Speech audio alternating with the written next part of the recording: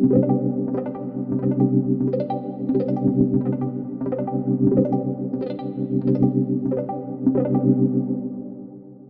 YouTube! In this video I'll update you on how I cycled my dry rock within 3 weeks and why I chose the method I did. But first let's check out the nitrogen cycle. Fish and corals consume food and excrete waste nitrogen in the form of highly toxic ammonia. This gets converted into nitrite and then into much less toxic nitrate through nitrifying bacteria living in the rock, some of which is reused by the photosynthetic algae within coral tissues. This completes the cycle in a closed tank system. Excess nitrate either accumulates until a water change or gets converted to nitrogen gas by denitrifying bacteria under anaerobic conditions deep inside the rock. Online you'll read a lot about cycling dry rock to complete the cycle, but it's really more about establishing the cycle because by definition the cycle never ends. Now I'm not going to go into the different cycling methods, but they broadly make use of two ecological phenomena. The first one is an ecological progression where there are no bacteria in each class to begin with, but each becomes established in succession once there is an accumulation of its preferred nitrogen source. So high ammonia levels fuel the first nitrifying bacterial populations, producing nitrite, which opens up a niche for bacteria that use nitrite to grow, and so forth until the full cycle is established. In this scenario, you can track the cycling progress by first seeing an ammonia spike, then nitrite, then nitrate. Bear in mind that bacteria are ubiquitous in nature, and any bacteria that happen to be in your tank and that can use these nutrients will become the dominant ones. In the second approach, all the bacterial populations are introduced to the tank simultaneously, and they increase in number until the incoming ammonia nutrient source is completely consumed. So here you won't see a sequential spike in ammonia, nitrite and nitrate, because the cycle is already established, if weakly.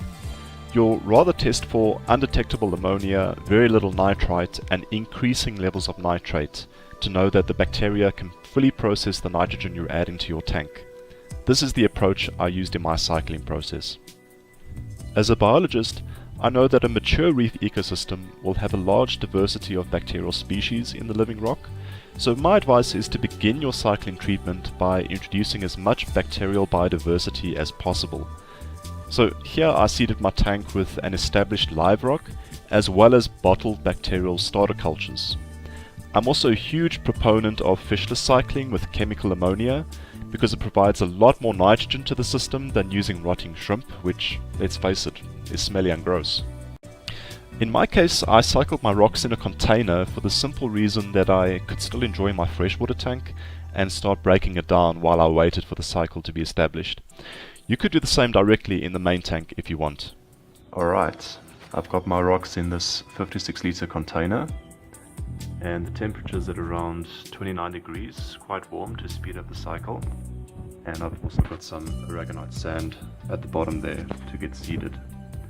So, because this is dry rock, I decided to seed the tank with stability for the first week. This has been going for 2 weeks now.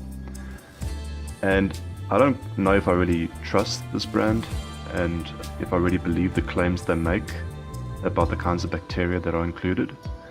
So after the first week, I also picked up this live rock from my LFS from an established sump to seed the tank with beneficial bacteria.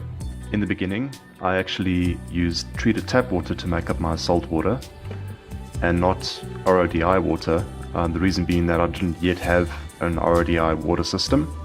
Doing this approach, I mean the starting nitrate concentration was 7.5 ppm, phosphate less than 1, and I didn't really mind those high nutrient values because this is sitting in my garage and there's no light for algae growth, so I thought it doesn't really matter.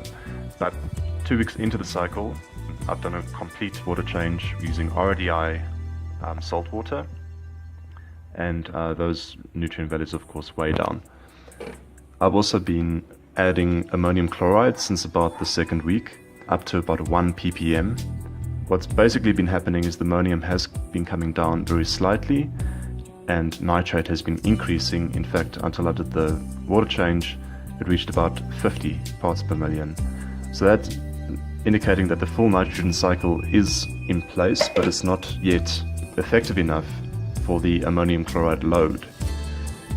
So I'll continue dosing with ammonium chloride, and then after about 3 weeks I'm hoping that there'll be enough beneficial bacteria to convert it all into nitrate within 24 hours.